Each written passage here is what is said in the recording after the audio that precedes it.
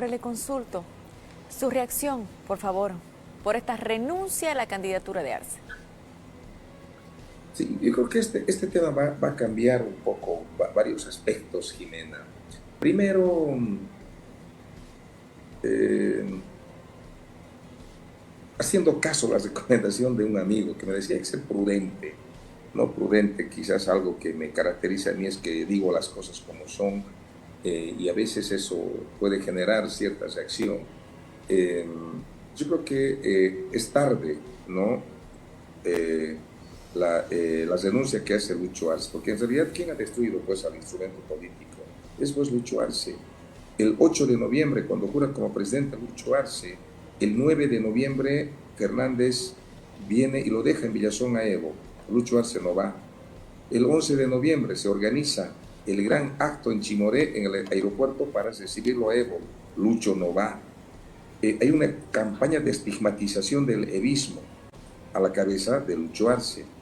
Quieren buscarlo, cualquier proceso, meterle preso, nos quitan la sigla, le meten balazo al hermano Evo, a los que hacemos el trabajo de fiscalización, se me ha sumado un proceso más, tengo 10 procesos penales de este gobierno, porque Héctor Arce ha tenido el coraje, la valentía de denunciar. Entonces, ha formado organizaciones paralelas, ha corrompido a las instituciones. ¿Quién ha destruido al MAS? Lucho Arce.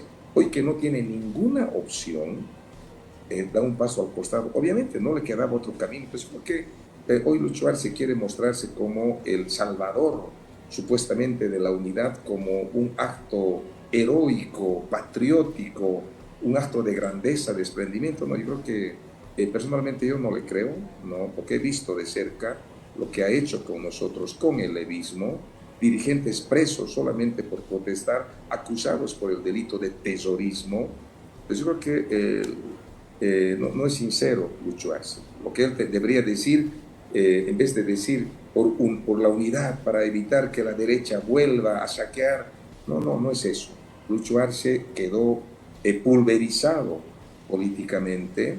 Lucho Arce tiene una de las peores imágenes en este momento como presidente, y a nadie cree en Lucho Arce. Entonces no le quedaba otro camino a Lucho Arce